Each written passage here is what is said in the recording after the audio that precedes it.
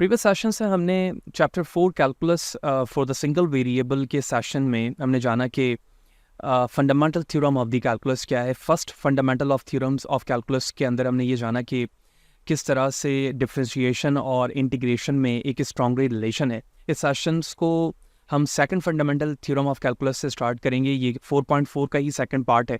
लिहाजा video further continue रखने से पहले बताता चलूँ कि इससे रिलेटेड प्रीवियसली तमाम वीडियोस मेरे यूट्यूब चैनल पर मौजूद है। फाद हुसैन CS से स्विच करने के बाद आप मेरे यूट्यूब चैनल पर आएंगे, इसके प्लेलिस्ट पर जाएंगे जहाँ डिफरेंट डिसिप्लिन्स की वीडियोस मौजूद है। विद ईज़ आप इन्हें वॉच कर सकते हैं, जबकि इन वीडियोस पे इस्तेमाल होने वाले content related material which mean presentation, slide code, ये तमाम चीज़ें मेरे ब्लॉग fadhusaincs.blogspot.com पर मौजूद है। तमाम मटेरियल को फ्रीली डाउनलोड करके यूज़ किया जा सकता है। तो चैनल पर अगर नए हो, चैनल को सब्सक्राइब नहीं किया हुआ है तो ज़रूर सब्सक्राइब करें ताकि इसी तरह की बर वक्त चीज़ें आपको आसानी के साथ मिलती रहें। साथ ही साथ यूडेमी पे मेरा course R programming for complete data science and machine learning इस वक्त लाइव है। आप चाहें तो ये कोर्स भी परचेज़ कर सकते हैं, क्योंकि इसके ज़रिए आप आर प्रोग्रामिंग को यूज़ करते हुए मशीन लर्निंग के सुपरवाइज्ड और अनसुपरवाइज्ड लर्निंग के एल्गोरिथम्स को बहुत अच्छे तरीके से समझ पाएंगे। And after the completion of this course you can easily imagine yourself as a data scientist and start working in any virtual or the physical software houses.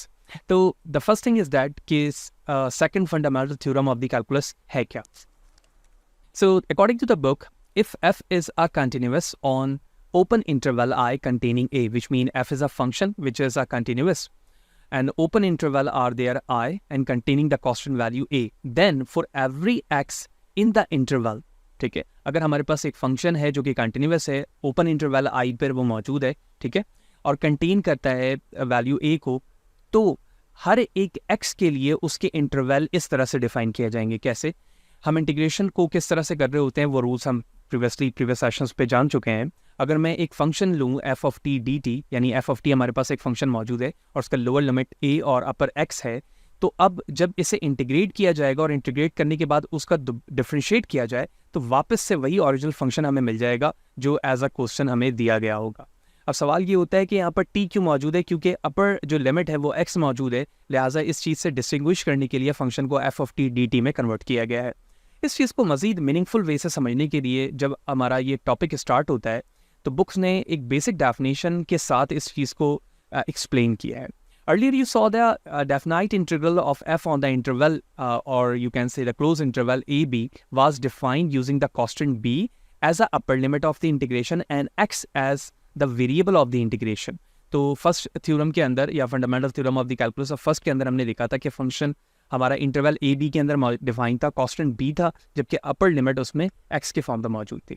However a slightly different situation में arise in which the variable X is used in the upper limit of the integration, ठीक है, to avoid the confusion of using X in the two different ways t is temporarily used as a variable of the integration। यानी अब जो second fundamental theorems है वो slightly variate करता है अपने स्ट्रक्चर को, और वो ये कहता है कि इसका जो अपर लिमिट होगा वो x होगा और लोअर हमारे पास जो होगा वो a होगा, जबकि t यहाँ पर हम टेम्परेरी यूज़ कर रहे हैं। इसकी वजह ये है कि वो x से जो है वो मैच ना हो सके। Remember the definite integral is not a function of its variable of the integration, which mean that अगर हम डेफिनाइट इंटरवल को एज अ नंबर देखें, ठीक है, एज अ नंबर अगर मैं देखूं तो F of x D x, ठीक है, जबकि अपर लोअर लिमिट जो है वो इस तरह से डिफाइन हो रहा है क्योंकि upper limit and lower limit दोनों ही कांस्टेंट होंगे।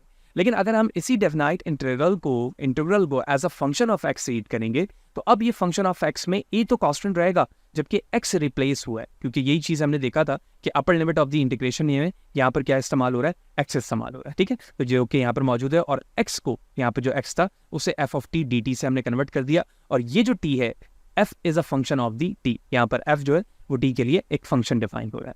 अब एग्जाम्पल से ये बात हमें मजीद समझ में आएगी अगर हम एक सिंपल फंक्शन को देखें अकॉर्डिंग टू द बुक, जो कि एग्जाम्पल नंबर 6 पे मौजूद है। तो अपर लोअर लिमिट यानी ये कांस्टेंट वैल्यूज यहाँ पर दी गई है, आप देख रहे हो, जबकि x यहाँ पर वो वेरिएबल है जो हमारा second fundamental theorem of calculus कह रहा था, ठीक है। अब हमें x की वैल्यूज पता होनी चाहिए। अगर आप यहाँ रेंज देखो ग्राफिकली तो जो x की वैल्यू है वो ग्रेटर देन 0 है, जबकि less than equal to pi है, ठीक है। So based on this these all are the values, ठीक है, 0, π/6, π/4, π/3, π/2 according to the cos function, जबकि cos t dt हमारा फंक्शन है। अगर हम डायरेक्टली इंटीग्रेशन के रूल के मुताबिक cos t का या cos x का इंटीग्रल देखें तो वो sin x होता है, क्योंकि ये t के फॉर्म पे मौजूद है तो हम इंटीग्रेट करेंगे तो sin t लिखेंगे जैसे यहाँ पे लिखा गया है। अब लिमिट को डिफाइन करना है 0 एंड x, तो एक दफ़ा मैंने x अप्लाई किया, माइनस के साथ 0 अप्लाई किया, sin 0 क्योंकि 0 के बराबर होता है तो हम इसे कट कर लेते हैं, तो हमारे पास फंक्शन क्या आ गया, sin x आ गया। So by using f of x equal to sin x, ठीक है, यानी अब जो हमारा फंक्शन हुआ capital f of x sin x, you can obtain the result as shown in a figure 4.34। तो 4.34 के अंदर जो हमारे पास फिगर डिफाइन है वो हमारे इस फंक्शन को रिप्रेजेंट कर रही है। अब आप एक चीज़ समझ रहे हो कि हमें जो इनिशियली क्वेश्चन दिया गया था वो एक फंक्शन के फॉर्मेट पे था, और उस फंक्शन के फॉर्मेट पे जब हमने अपर लिमिट को एज अ फंक्शन लिया अकॉर्डिंग टू द थ्योरम, तो हमें at last F of x के फॉर्म पर, यानी कैपिटल एफ ऑफ एक्स के फॉर्म पर फंक्शन मिल गया, ठीक है, जो कि साइन एक्स के बराबर था। अब हम साइन एक्स को विजुलाइज कर रहे हैं, और साइन एक्स को जब हम विजुलाइज करते हैं तो बेस्ड ऑन द वैल्यू, क्योंकि अभी हमने देखा था कि जो एक्स की वैल्यू है वो 0 से स्टार्ट हो रही है, ये है ना भाई 0, π/6, π/4 ये सारी थी। तो अब हम इस साइन एक्स पे जब तमाम पाई एक्स की वैल्यूज या टी की वैल्यूज पुट कर रहे हैं, ठीक है, अभी तो ये एक्स में कन्वर्ट हो चुका है, तो एफ ऑफ 0 इक्वल टू 0, यानी function sine x equal to 0 हो गया। π/6 करूंगा फंक्शन पे तो फंक्शन की वैल्यूज हाफ आएगी जो कि इस एरिया की होगी। इसी तरह से π/4 √2/2 के बराबर होगा, और √3/2 जो है वो π/3, and the last π/6 is equal to 1, sorry π/2 is equal to 1। So based on this we can conclude that you can think of the function f of x, capital F of x। Remember, जब f of x capital की मैं बात करता हूं तो ये second fundamental of calculus का theorem है, ठीक है, in short fundamental theorem of calculus, right. तो accumulating the area under the curve f of t equal to cos t from 0 to x, for x equal to 0 they arise 0, and f of 0 is equal to 0 for x equal to π/3, and so on. These all are the integration rule. So the interpretation of an integral as a accumulation function is used often in application of the integration, यानी जो application of the integration है उसमें इसका इस्तेमाल किया जा रहा होता है, और as a basic of the fundamental concept हमें ये बात समझ में आ गई। तो ये डेफिनेशन अभी हम देख चुके हैं। अब हम एक और एग्जाम्पल की तरफ चलते हैं, ये प्रूवमेंट है, दैट्स अ बेसिक थिंग। अब नेक्स्ट प्रूवमेंट एग्जाम्पल नंबर 7 और 8 पे हमें ये बड़े अच्छी तरीके से समझ में आएगी। अगर हम देखें तो ये जो पार्ट, यानी ये जो सेंटेक्स लिखा गया है इवैल्यूएट के साथ, इसको अगर आप गौर देखो तो ये देखते ही हमें समझ में आ जा रहा है कि ये किसके बराबर होगा, एफ ऑफ एक्स के, ठीक है, किसके बिहाफ पर, according to the second fundamental of the theorem of calculus. यही चीज डेफिनेशन पे भी हमने देखी थी। Okay, so note that f of t equal to √t² + 1, क्योंकि अगर मैं एफ ऑफ टी के रिस्पेक्ट से देखूं तो ये फंक्शन है हमारा इस कंटिन्यूअस, ये continuous on the entire real line, यानी जो इस फंक्शन को प्लॉट किया जाएगा तो कंप्लीट लाइन पे ये कंटिन्यूअस है, कहीं पे भी डिसकंटिन्यूटी मौजूद नहीं है। So according to the second fundamental theorem you can write the above function in the following form. तो ये ओरिजिनली हमारे पास इवैल्यूएट करने का पार्ट था, जिसको मैं डायरेक्टली लिख सकता हूँ √(x² + 1)। क्यों? क्योंकि जो अपर लिमिट था हमारे पास वो x था, लोअर लिमिट पे तो ये डायरेक्टली 0 हो जाएगा, 0 क्योंकि +1 के साथ आ जाएगा, ये 0 + 1 हो जाएगा, तो √1 जो है वो 1 + 1 एंड -1 के बराबर होगा, और अगर हम +1 को भी देखें तो ओनली +1 ही कंसिडर होगा, और जब उसको डेरिवेट करोगे, आप डिफ्रेंशिएट करोगे कांस्टेंट को, तो वो 0 के बराबर ही होता है, ठीक है। तो based on this is your question part two integrate. So the differentiation shown in example number 7 is a straightforward application of the second fundamental theorem of the calculus. The next example show how the theorem can be combined with the chain rule to find the derivative of the function. ठीक है, तो सबसे पहले important चीज आ गई chain rule. ठीक है, chain rule differentiation का एक इंपॉर्टेंट पार्ट है जो मेरे प्लेलिस्ट में ऑलरेडी मौजूद है। अगर आपको नहीं पता है, आपने वो सेशन नहीं कवर किया है, तो आई हाईली सजेस्ट कि आप बैक हो, वहाँ पर वो सेशन को, चेन रूल को समझें, और उसके बाद यहाँ पर पार्ट पर वापस आए। अब एग्जाम्पल 7 से हमें समझ में आ गई कि ये स्ट्रेट फॉरवर्ड एक कॉन्सेप्ट था सेकंड फंडामेंटल थ्योरम का, जिसके बेस पर हमने क्वेश्चन को देखा और उसको कन्वर्ट करके बता दिया कि अब ये x² + 1 के बिहाफ पर सॉल्व होगा और स्क्वायर रूट के साथ। और अगर आप स्क्वायर रूट को डिफरेंशिएट करते हैं, यानी किसी भी इस तरह के क्वेश्चन को जब आप सॉल्व करते हैं, ठीक है ना, इस तरह के क्वेश्चन जब होते हैं या स्क्वायर पर होते हैं, तो यहाँ पर चेन रूल अप्लाई किया जाता है। किसके बिहाफ पर मैं कह रहा हूँ? डिफरेंशिएशन के बिहाफ पर, इंटीग्रेशन की बात नहीं कर रहा, वो एक अलग कॉन्सेप्ट वहाँ पर इस्तेमाल हो रहा है। ठीक है, तो अब यहाँ पर कहा गया है कि जो नेक्स्ट एग्जांपल आ रही है उसके अंदर इन दोनों चीज़ों को कॉन्सेप्शनली तौर पर बताया जा रहा है। ठीक है, यहाँ से समझ लेते हैं। तो कैपिटल एफ ऑफ एक्स के फॉर्म पर हमें क्वेश्चन दिया गया है, ठीक है, डेरिवेटिव हमें find the derivative of the function this, ठीक है, लेकिन इसका हमें डेरिवेटिव मालूम करना है based on the second level of the theorem. तो सबसे पहले तो हमने इंटीग्रेशन के पार्ट में क्वेश्चन को रीड कर लिया कि ये इंटीग्रेट फॉर्म पर है, अपर लोअर लिमिट है, ठीक है, ये कांस्टेंट पार्ट है जबकि ये वेरिएबल पार्ट है cos t dt। तो अब मैंने कहा कि u बराबर है एक्स क्यूब के, you can apply the second fundamental theorem to calculus to with in the chain rule as shown. तो चेन रूल बराबर होता है, यानी जब मैं डिफरेंशिएट करूंगा f of x f bar x के बराबर, तो d f upon d u और उसी d u upon d x से मल्टीप्लाई कर दिया जाता है। तो ये बेसिक चेन रूल का फॉर्मूला है। अब चेन रूल अप्लाई करने के लिए जो एफ पार्ट है, ये यहाँ पर मुझे फंक्शन की वैल्यू लिखनी पड़ेगी। ओरिजिनली फंक्शन क्या है, इंटीग्रेशन cos t dt, वही मैंने लिख दिया भाई। बाकी जो D u upon d x था वो भी वैसे ही रहा, डी अपॉन डी यू भी वैसे ही रहा, ठीक है। अब हमें based on this value substitution rule apply करना है या सब्स्टिट्यूट करना है वैल्यूज को, ठीक है। तो एक्स क्यूब जो है हमने यहाँ पे एजम्पशन पे लिया हुआ है u बराबर है एक्स क्यूब के, तो जहां पर एक्स क्यूब था वहां पर मैंने u लिख दिया, cos t dt pi upon 3 वैसी ही है, ठीक है। अब अगर मैं इसे इंटीग्रेट करूं इस पार्ट को, ठीक है, तो जब हम इस पे इंटीग्रेशन अप्लाई करेंगे और उसके साथ ही साथ इसका डेरिवेटिव भी लेंगे, तो हम जानते हैं कि जब मैं डेरिवेटिव सिंपल की बात करता हूँ और उसके साथ इंटीग्रेशन की बात करता हूँ, तो इंटीग्रेशन का मतलब है कि इसी चीज़ का ये एंटी, ठीक है। तो ज़ाहिर सी बात है ये इसको क्रॉस कर देगा और वापस हम ओरिजिनल फॉर्म पर आ जाएंगे, यानी कॉस से अगर मैं साइन गया तो साइन से वापस कॉस पे आ जाऊंगा। तो जब यही चीज़ें यहाँ पर अप्लाई की गई तो कॉस टी यू के फॉर्म पर कन्वर्ट हो गए, कॉस यू हो गया। जबकि हम सिर्फ u के फॉर्मेट पे देखें तो u बराबर है एक्स क्यूब के, और एक्स क्यूब का जब डिफरेंशिएट किया जाएगा तो 3x² हो जाएगा, जैसे यहाँ पर किया गया। एट लास्ट u को कन्वर्ट कर दिया गया x में, तो ये हमारा फाइनल री राइट फॉर्मेट आ गया by applying the second fundamental theorem on it, ठीक है। अब इस चीज़ को हम वेरीफाई कर सकते हैं by using the directly integration rule on it. अगर मैं डायरेक्टली इंटीग्रेशन रूल इस पर अप्लाई करूँ, यहाँ पर जैसे एफ ऑफ एक्स के साथ ओरिजिनली लिखा गया है, तो हमने कॉस को देखा, कॉस का साइन एक्स होता है, ठीक है, या साइन टी लिखा गया, अपर लोअर लिमिट अप्लाई किया गया, sign constant value pi upon 2 -1 के बराबर आएगा, यानी 1 के बराबर आएगा माइनस। तो ये आ गया हमारे पास बेसिक फॉर्मूला। अब क्योंकि ये एक्स क्यूब के फॉर्म पर मौजूद है, तो लिहाजा इस साइन को जब आप बाय चेन रूल मजीद सॉल्व करेंगे, क्योंकि यहाँ तो डायरेक्टली चेन रूल अप्लाई करके दिखाया गया है, और यहाँ पर देखो तो in this form you can apply the power rule to verify the derivative in the same to obtain. अगर पावर रूल के साथ हम इस चीज को देखें, एक्स क्यूब पे इस पे अप्लाई किया जाएगा, तो the finally f bar x will be cos cube multiply by 3x² and hence proved here the both way are in a form of the result are same and hence proved here. So the basic thing is that कि हम second fundamental theorem of the calculus को अपने functions पर किस तरह से apply होता हुआ देखते हैं। And strongly concept is that the basic essence of the fundamental concept theorem of the calculus is that how the differentiation and the integration are close together in the form of the working. And the last thing of this session 4.4 is a net change theorem. What is net change theorem? The fundamental theorem of the calculus, theorem 4.9, state that if the function f is continuous on the closed interval ab, ठीक है, यानी अगर हम function theorem को देखें 4.9 को, जो कि fundamental theorem of the calculus था, उसके मुताबिक जो f है हमारा, यानी एक फंक्शन कंटिन्यूअस है क्लोज इंटरवल ए बी में, और capital f is an anti derivative of the f on A B, यानी एक फंक्शन है फॉर एग्जांपल f जो कंटिन्यू है, ठीक है, किसी भी बाउंड पे, ये इसका क्लोज इंटरवल है a और ये इसका इंटरवल b है। तो जब मैं इस फंक्शन का एंटी डेरिवेटिव लूंगा तो that is equal to capital f, where as इस anti derivative is also in a close interval of the A B same, जैसे कि यहाँ लिखा गया।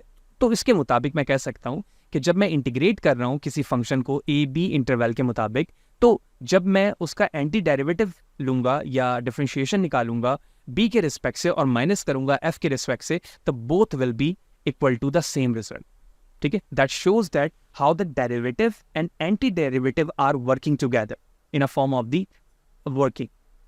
सो but because f bar x, अब यहाँ पर मजीद जो है वो जो एंटी डेरिवेटिव आया उसकी बार वैल्यूज दी जा रही है, यानी derivative form f bar x equal to f of x.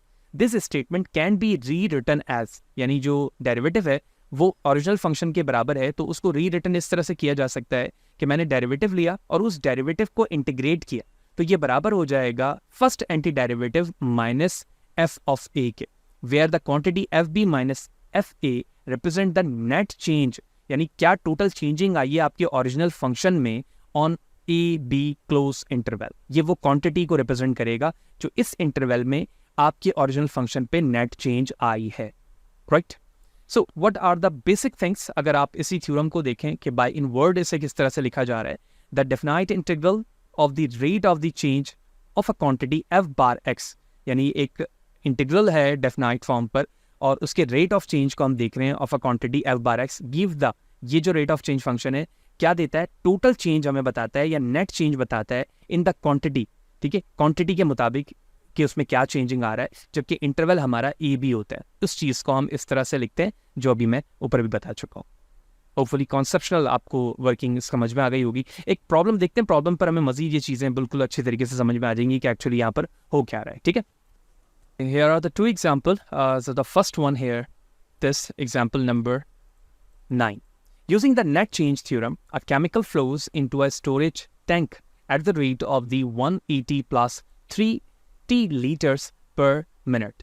हमारे पास एक स्टोरेज टैंक है केमिकल्स के फ्लो के लिए जो इस्तेमाल किया जा रहा है, और उसमें जो फ्लो ऑफ द केमिकल्स है वो इस रेट पर मिनट पर फ्लो कर रहा है, where t is greater than equal to 0 and less than equal to 60, यानी 0 to 60 t की रेंज वैल्यू है। Find the amount of the chemical that flow into a tank, यानी हमें वो अमाउंट ऑफ द केमिकल बताना है flow कर रहा हो जो टैंक पे, ड्यूरिंग द फर्स्ट 20 मिनट, यानी फर्स्ट 20 मिनट्स के अंदर नेट अमाउंट ऑफ द जो फ्लो है टैंक में वो क्या होगा वो हमें फाइंड करना है।